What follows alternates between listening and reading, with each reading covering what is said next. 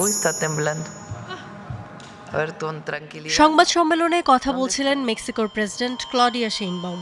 এমন সময় হঠাৎ ঝাঁকুনি, বাজতে শুরু করলো সিসমিক অ্যালার্ম।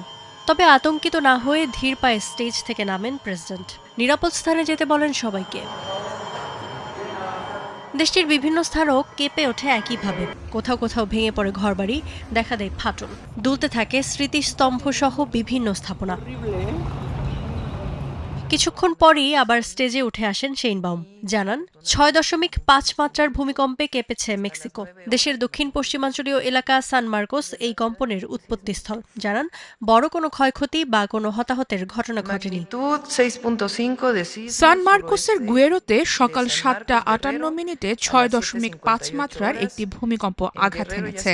ভূমিকম্পে প্রভাব কেমন পড়েছে তা জানতে এরই মধ্যে জরুরি সেবার সদস্যরা টহল শুরু করেছে।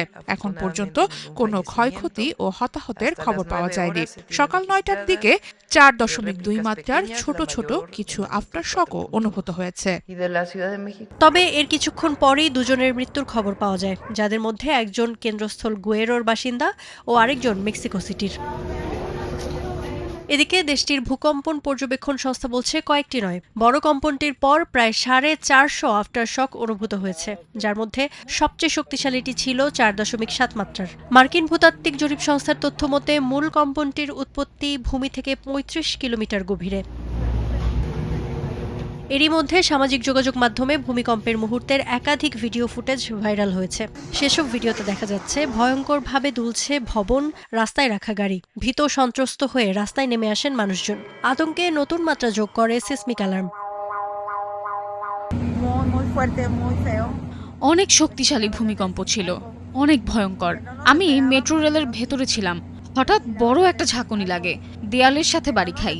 আমি এখনো আফটার শক অনুভব করছি। মেক্সিকো ভূমিকম্প প্রবণ ফাটল রেখার উপর অবস্থিত, তাই দেশটিতে খুব ঘন ঘন ভূমিকম্প হওয়ার আশঙ্কা রয়েছে। শনিবারের ভূমিকম্পের পর দেশটির বাসিন্দাদের মধ্যে সেই আশঙ্কা নতুন করে ছড়িয়েছে। Iffat Khandakar, Star news.